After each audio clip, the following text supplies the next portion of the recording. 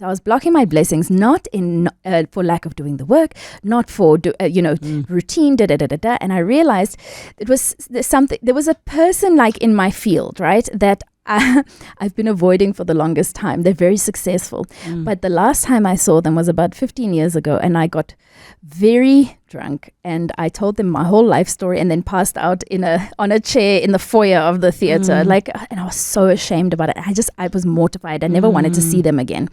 And then I mentioned to another friend of mine, I was like, listen, if you ever see that person, I'd love to make amends with this person. And that was the intention that I put out, right? 3 days later, out of the blue, my friend, I got an opportunity not only just to see this person, but to work with them. Oh, wow. So it was like, I wasn't manifesting the gig. I was manifesting the opportunity to have peace. 702. The upside of failure. Sometimes failure is the foundation of greatest success stories. I'm so excited you're here with us. Guys, hi. Hello. Hi. I feel like I think I need an honorary doctorate in failure. Where is the university? What department gives you honorary doctorates in failure? Is it the Department of Finance? You failed. Maybe it's ESCOM because they're within. No, they deserve the honorary doctorate. How have you been? Yo, friend, hi. Hello.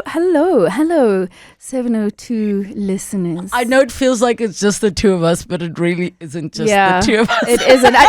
We could make it feel like it's the two of us, but it's just really nice to say hi to everyone. Hello, happy Friday. It's the end of the week. It's spring. It's hot in Johannesburg. It is. Yeah? But firstly, you started directing. Hello. Yo, man. It's crazy. Well, I actually I studied.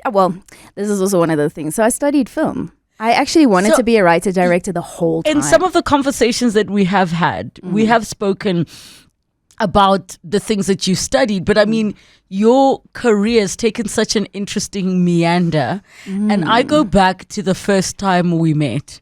The first time we met was somewhere at some house party, I think in Waterkloof. In Pretoria. When I was in high school. And we sort of were friends with friends of friends. Was it the alphabet gang? No. All I know is at some point in high school, we were hanging out with a group of boys that probably shouldn't have been hanging out with high school girls. Yes. But it was safe, kosher. It was no, kosher. there was not. I was actually very innocent. We were all into music. Yeah. Hip hop gang. Yes, it was. We were just all into hip hop and preparing for like school concerts with these cool older kids that would like pick us up and introduce us to cool stuff. And then I met you somewhere along the lines. And then fast forward to at some point, I think we bumped into each other at Capitol. Listen, I don't even remember that. If it happened between like 2005 and 2013, I don't remember. So, and then maybe let's start off there. Share why you wouldn't remember for those that don't know your journey, which I love you talking about it, because to watch you be this butterfly that is just keeps on cocooning and evolving into something else. And these are things we talk about on this show. Okay, so I'm in recovery. Yes. I'm in recovery. Yes. Next month is October, which is Mental Health Awareness Month globally. And it also coincides on the 16th of October will be my 10-year sobriety anniversary. My goodness. Yeah. I'm just getting goosebumps that it's been 10 years. And I really want to know, what was the moment that made you say, I'm done? Like what was, and maybe you can just give context of what you're in recovery for, what was your substance of choice, and then what was the thing that was like, this is it? Okay, so let me just break it down. So I think there's so many misconceptions about what addiction or those kinds of things can look like, because people are like, no, you can't have been an alcoholic. Did you hide vodka in your socks or whatever it is?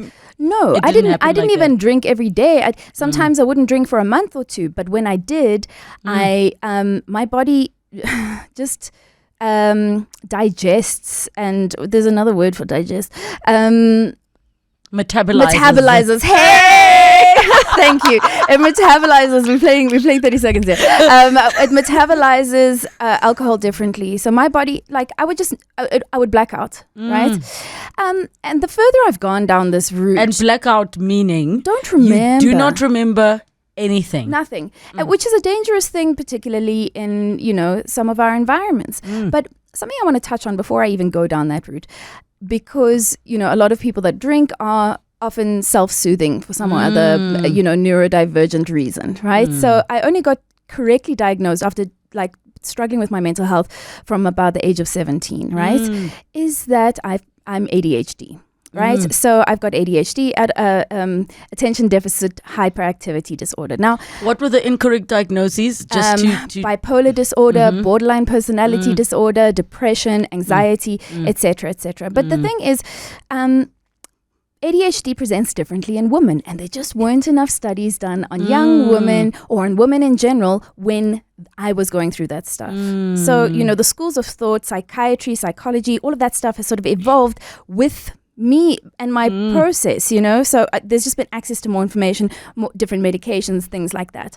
And again, the word metabolize is going to come up. The type of medication that they've got me on is one that addresses the fact that you can get onto a medication that isn't necessarily, I don't want to, and I'm not going to use this, don't use this as gospel, but quote unquote, is less prone to you using it abusively. Yes. Right? So it's less, in inverted commas, addictable. Yeah, something like that. So essentially it's metabolized in the body through the red blood cells. So it's a slower release into the system. So the cognitive recognition of me taking this tablet and the sensation of my brain feeling stable doesn't feel immediate. Yes. So the dopamine isn't released at the same time. And the reason this is so important that you're sharing this is because being somebody who is in recovery, you never want to put yourself in a compromised position where there is a substance that could give you quite an immediate effect of whatever sensation that feels comforting while you're going through, what some might see as manic or a depressive episode or an anxiety-filled episode. At the end of the day, people with ADHD just don't produce enough dopamine. So our brains are looking for it. There's All the time. There's a great book called The Molecule of More, which is all about dopamine and the fact that once you get the thing, there's no satisfaction. There's not the drug of satisfaction. It's the drug of dissatisfaction. It's the drug of never being enough. So it's more.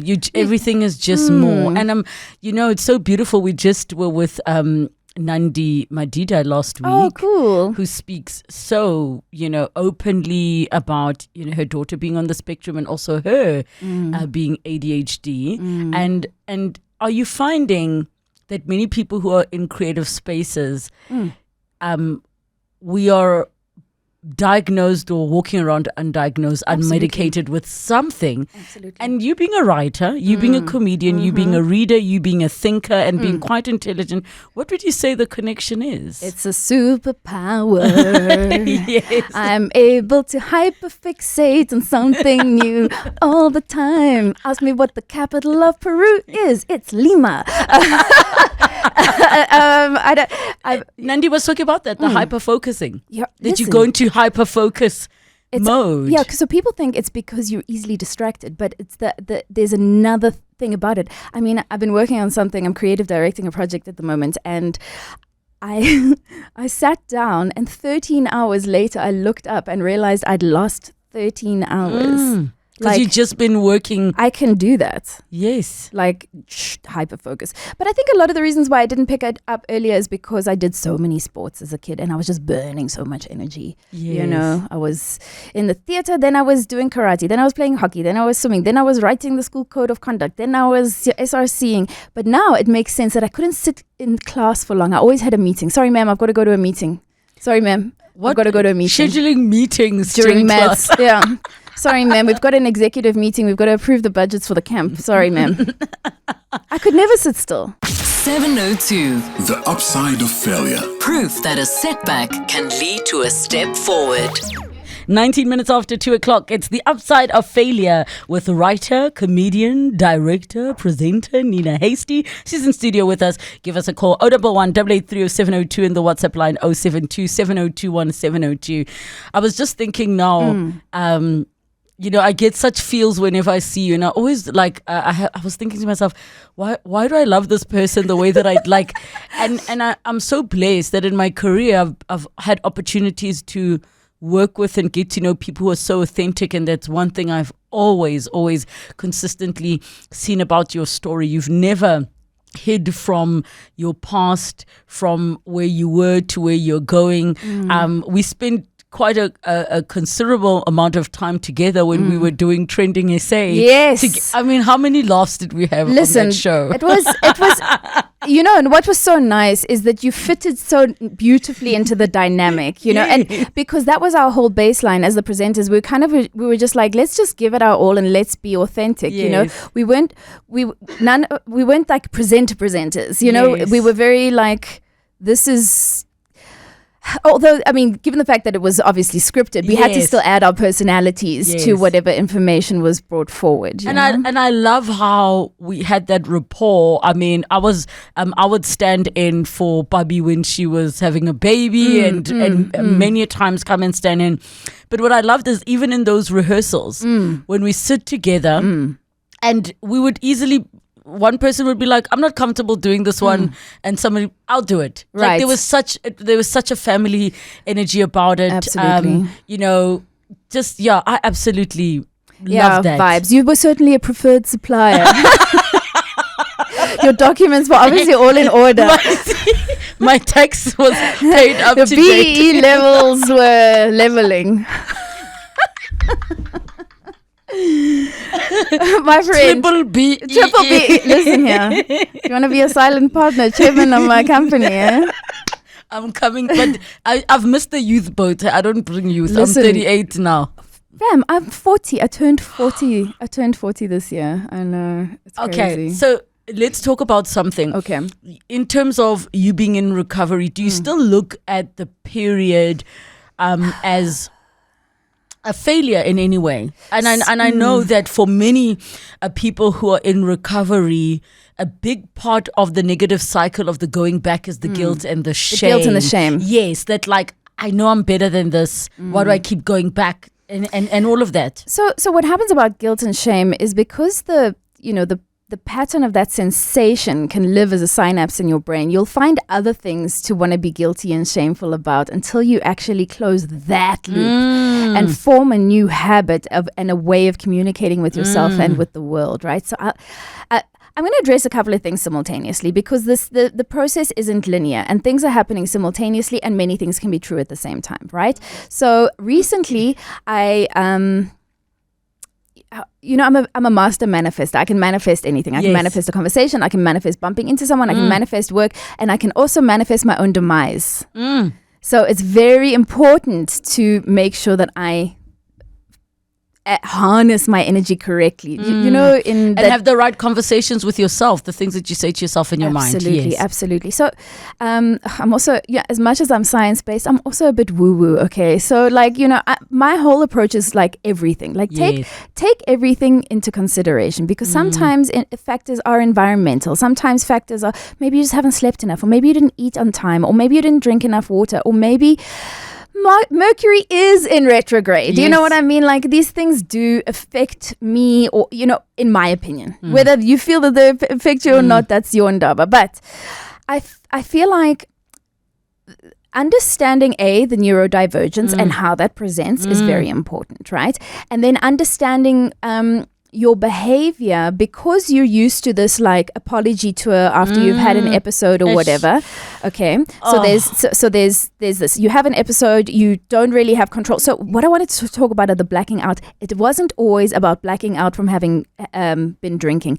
Blacking out from when I'm hyper. When I'm having a manic episode, your brain waves are just moving so quickly that there's no retention of information. It's impossible to retain memory, retain information. I mean, that's why they say you need to get your brain into a theta wave state in order to memorize stuff, to learn, to study. You know, that's why people are learning how to slow their brainwaves down. So that when you like hyper like that, you just don't remember stuff. I mean, especially when I'm very anxious, like when there's these red carpet events and there's a million people greeting and there's photographs, and I'm actually an introvert. I just happen to be a good I say the same presenter, thing. or I'm good at this job, right? Yes. But I like being alone and watching. My new thing is anime. I'm into anime now. I know I've been K-drama. I'm still into K-drama. I'm still learning Korean, but I'm into anime now because I love the storylines. Yes. Also, the type of genre of anime I'm into is called shonen, and it's aimed at 12-year-old boys, 12 to 18-year-old boys, and it's official. I'm a 12-year-old boy. I knew it. I knew it the whole time. I accept. So what I'm thinking, many of us have things that we did in the past that we wish we could have done differently. So how do you frame So let me frame thing? that. Yeah. Okay, so what I'm trying to say, so you start this behavior of like, okay, cool, I did this thing, I feel shameful. Or I was in a because there's different factors that affect you. There's genetic factors and there's environmental factors. Self-esteem, for example, is an environmental factor. If, you know the confidence of Chad was told he was great his whole life. Yes. So if you don't have constant validation, or you had constant validation and then all of a sudden you don't have validation because of the people that you're hanging around with, or the people that you're around are negative because one or two things happened and you're in a position where you're surrounded by people that aren't good for you. In my case, it was I started drinking, hanging out with bad people, and being isolated from my family who weren't giving me the positive reinforcement. And all of a sudden I started believing that I was weak, and I started becoming a serious people pleaser. So the reason I mention the people pleasing is because you would go the extra mile to make somebody else feel good. So I'm going to go the extra mile for you to accept me, go the extra mile. I'm going to put myself in scenarios that I don't want to really be in because I don't really want to upset you. Or I'm going to do this. I'm going to spend this money that I don't actually have on you so that you can like me more. Like stuff like that. I'm also going to drink with you so that you're not feeling uncomfortable drinking alone. Exactly. And all of that kind of stuff, right? So the work that I've been doing now, because also the patterns repeat themselves. Even though you might have like healed some elements of yourself, there's like lots of unlearning that you have to do, and the stuff doesn't happen overnight because it hides in other behavior. So I think now I'm in the best place that I've ever been in terms of self-worth. Right? So like, I was telling you that I was struggling to manifest. So you can't manifest it. So I saw a great, someone explain this so beautifully. Because I was like, oh, is there science behind manifestation? Is there really? And then if you think about like the energy flowing through you, right? It goes through your whole body. And I mean, yes, it's woo-woo. But if it flows through and it goes like left and right outside and comes back in, you know that what it looks like in a magnet? Yes. You know that energy field around a magnet? Yes. So when the energy is flowing through you, you feel like a magnet. But then again, and then you attract certain you things. can attract, and you can attract or repel whatever it is that you need to repel. So I was saying to myself, I was like, well, what's blocking this thing? And then I went into this shame stuff, and I was like, where have I been people pleasing? Where am I doing shame? Where am I keeping myself small?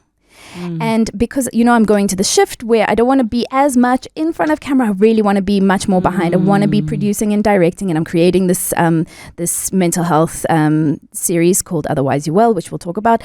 But all of that, I was like, why am I not able to manifest a massive investor into my business and take over the world? No, so the question then is, what is block? The way what was the block? My sister and I talk about it as blocking your blessings. You're blocking your own blessings. Yes. That's what we say. Exactly. So I was blocking my blessings, not for lack of doing the work, not for routine, and I realized there was a person like in my field, right, that I've been avoiding for the longest time. They're very successful. But the last time I saw them was about 15 years ago, and I got very drunk and I told them my whole life story and then passed out on a chair in the foyer of the theater. And I was so ashamed about it. I was mortified. I never wanted to see them again.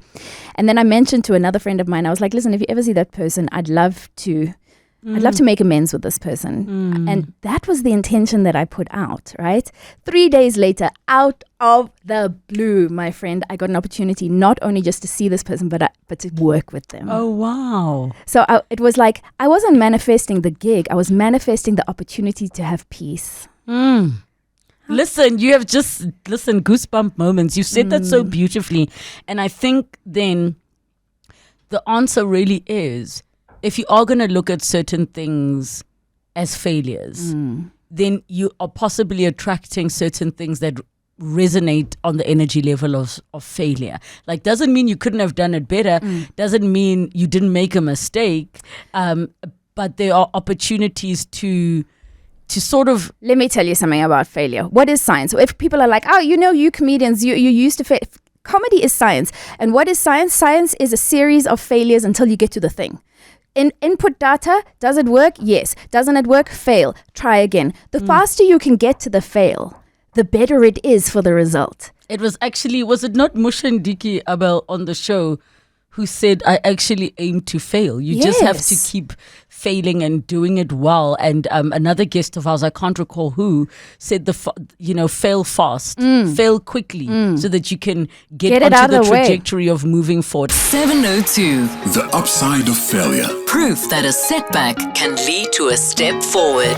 The upside of failure today, we're with Nina Hastie, writer, comedian, director, and we have touched on a couple of things. Nina's journey, very briefly, and executive summary of recovery and diagnosis of ADHD, but also where she really finds herself in life at the moment. And there's some beautiful messages coming through. Give us a call on 011 883 0702 on the WhatsApp line 072 702 1702. There's a message from Anonymous in Randburg who says, thank you to your guests for talking so frankly about the recovery journey. The honesty is so refreshing. I have many family members in recovery who had similar journeys, and this honesty is very healing. Shine on. And I will reiterate, one of the things I love about you is you're honest, you're real, you are completely authentic. Another one says, Lebo, I just love Nina's acting. The role she played in Inconceivable was my favorite. You are such an inspiration. Did you treat your acting role as full-on escapism, or do you kind of feel like this is actually my favorite thing to do? You know what's so crazy is that sure, acting it's very strange, because that particular show happened at, like, we started shooting when COVID broke out. So we were at like level, what the number, the 21 days lockdown happened in the first week of us shooting. So everything got shut down, and there was like a kissing scene, and they had to make like a see-through, they took a dummy and then put like a mask on the dummy that we had to like have a plastic sheet between us. I think it wasn't the most authentic. It was not even authentic. It was just a very strange scenario to be in, and also it was the middle of winter, and also I'd put on quite a bit of weight during lockdown from stress and from making so much banana all bread. Of us do it?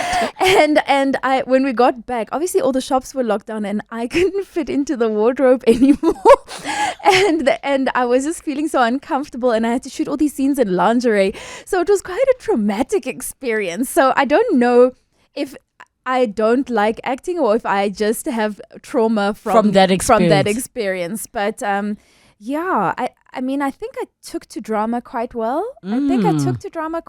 But I feel like it was so needed, because again, I say this to all the comedy greats in our country. I'm like, the expectation for you to be funny all the time must be so draining.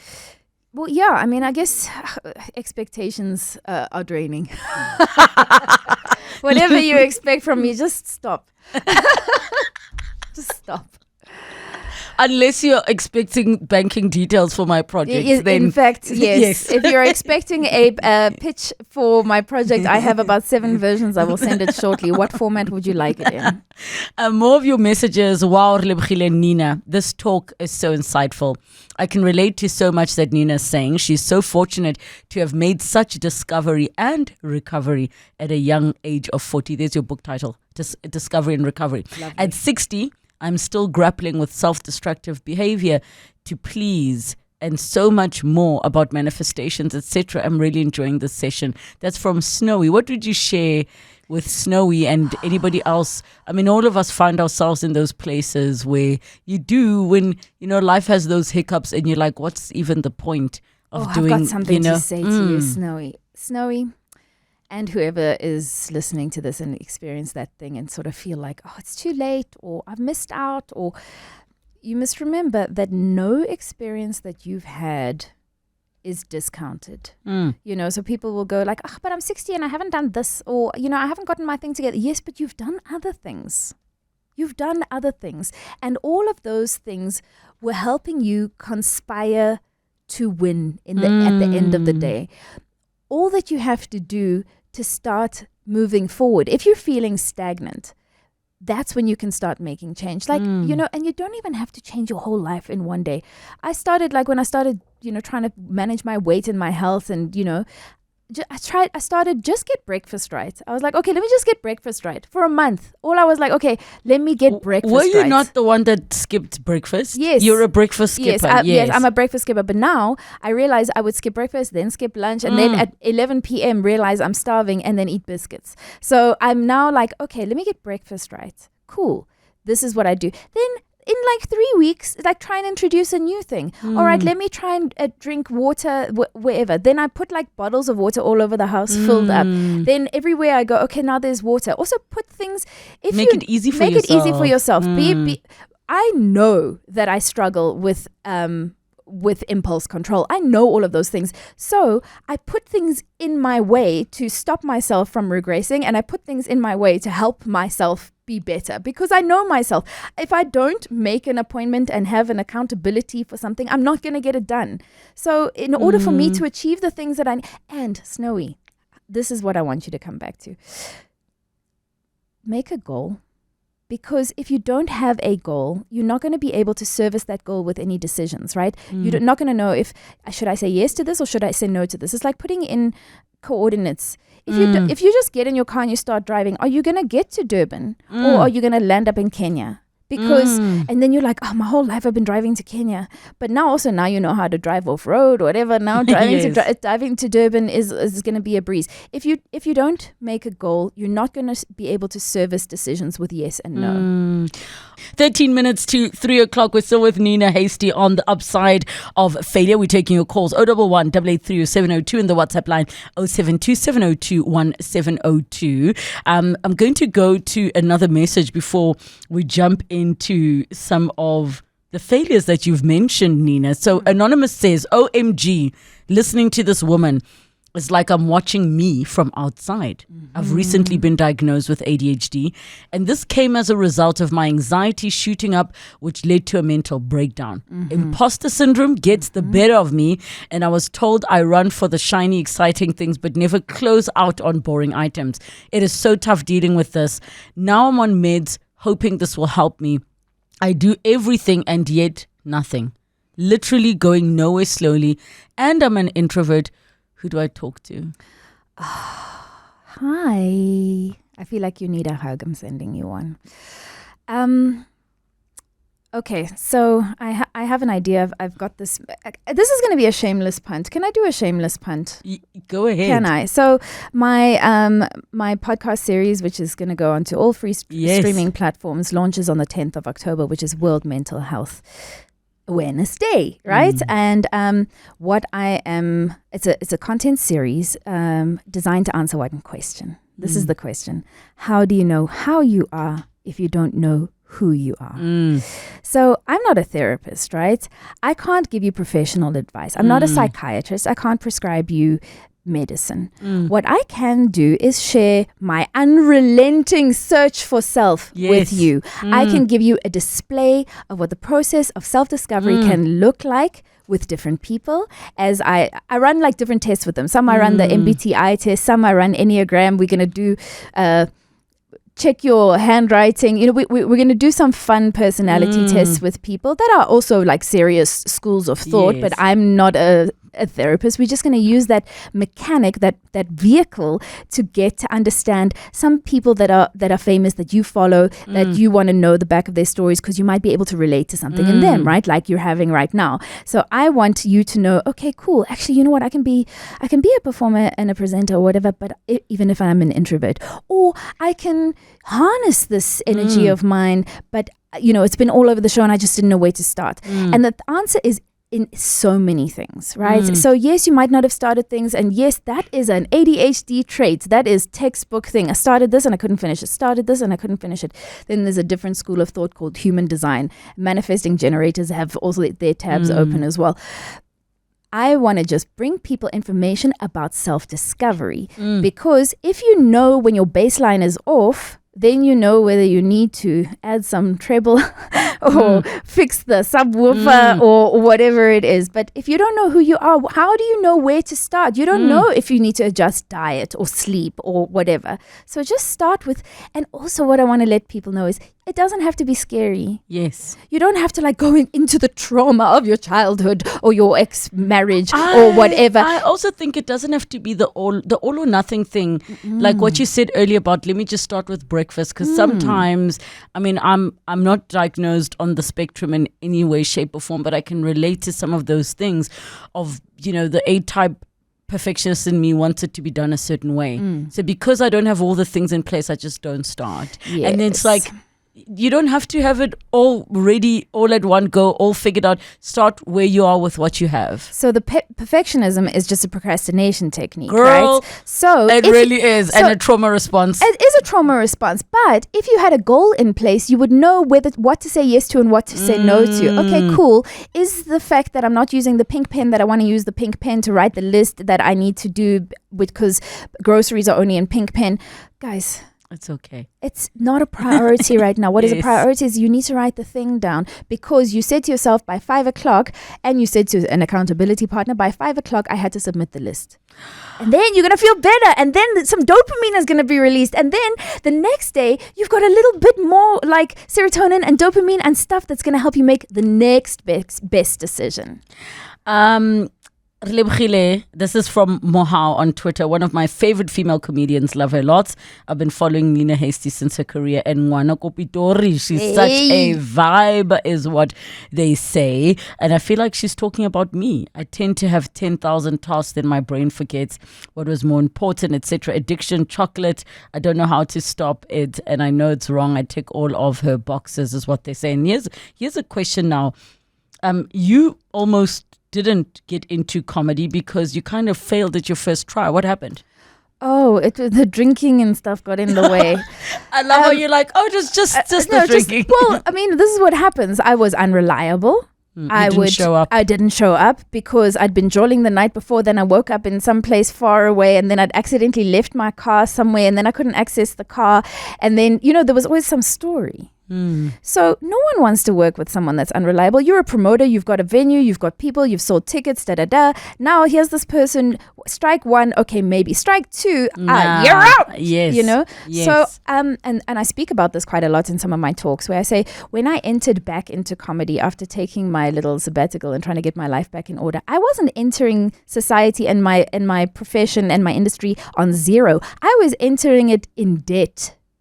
I was entering it on reputational debt. And in order to work off that I worked so hard. I replied to every email, every phone call. And you have to, it's not just doing it right the first time, getting on time, it's being consistent with it, because now the people that you may have disappointed are like waiting for you to also like, no, this is just for now. Any moment she's not going to get this right.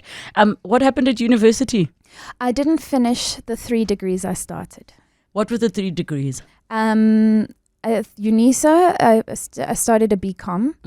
I listened to something so interesting on Huberman the other day. We was talking about children that are told that they're clever versus children that are told they worked hard. Did you see that? So I didn't see that, but I did see about praising the effort and not the natural intelligence. Correct. Because you have to applaud not the output, but the effort that they put in. Because you also don't know what's going to happen to that little person as they get older. And now if you say, well done, you're so clever, you're so smart, as opposed to you worked so hard, I watched you work so hard. So, the problem is I'm just so clever. So I'm sorry, I'm just a genius. I'm like, I went to the school for gifted children. I did. Yes. So everything was really easy. Until you went to varsity. I even passed my first year without opening a book or going to a lecture. Yes. And then I was like, this is boring. Right? Wait, what were the other 2 degrees? Oh, the other one BCom? I did an IMM as well, so it was the same thing again. Yes. And then I started film. Then what had happened was, then I went back to Pretoria, right? And I studied at TUT. My mom had some money saved up that she helped me with my first year, like registrations and things like that. Second year, I was like, don't worry guys, I'll put myself through the rest of varsity. And then I was acting as a comedy promoter as well. Remember, like now no one wants to work with me, but so I had to start putting my own gigs together because no one wanted to put me on their gigs. And then I lost so much money on this one event that I put together. Is it because somebody else didn't show up? Well, it was me. I didn't show up. No, I lost my tuition fees on that thing, and I just couldn't recover from it, like emotionally, or like I just didn't understand business then. I think I still don't understand. You know what business. I think you should study? Business. No. Which I feel like, and you kind of already doing it, is psychology. Am I the millionth person to tell you this? No, I want to finish the business degree. No, finish the business degree. Okay. But I feel like, and not for you to necessarily go into practice, but I just think the way your brain works and how I know you, it would answer so many questions even you have about yourself, but the people around you that you have relationships with. I don't know why, but I just feel like, psychology's for you. So as we wrap up, I'll think about it. what would you share with all of us that you've learned about failure? Failure is a great opportunity to know where the weakness is and where you need to get strong. Okay. So I'm going to give you an example of failure on the stage. The day I realized that whether the audience like me or not is not my business.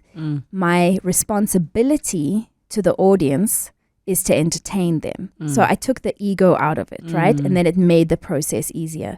The sooner you can get your ego out of the way of your concept of failure, guys, no one cares.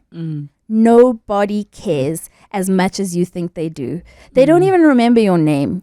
They don't remember whether there was a stain of coffee in your thing. They don't remember whether you failed your second year or whatever. They don't remember the time that you were drunk in the thing. They probably do. No, I'm joking. They don't. They don't. Nobody cares as much as you think they do. And as soon as you realize that, failure is just another thing like breathing or eating or whatever. Okay, cool. So I'm going to fail today. Shop. And then later I'm going to make a good decision as a result of that data. Failure is just a data measurement. That's all. It's got nothing to do with your purpose in life and your sensation and your meaning. Guys, it's just a thing. And to the thing you were saying about business, there are some investors who will never invest in people who have never failed in business. Exactly. They're like, if you haven't lost money once or twice where you can show you went bankrupt here or this business failed, they won't invest in you because they know you haven't yet learned certain lessons from certain experiences. Well, I'm on my 5th business now, and I've got the cash projections, the trial balance, and the projected profit and losses for the next 3 years. It's looking good. There we go. Nina, I absolutely love and adore you, and I just love the work that you're doing.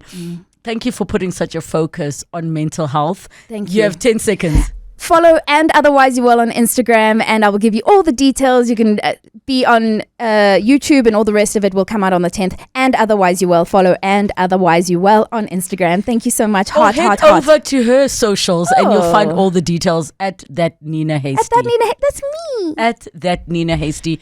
I love you. Thank you so much for coming through and just sharing and being so open and vulnerable with us. Thanks for listening. Have a good weekend. 702. The upside of failure. Sometimes failure is the foundation of greatest success stories.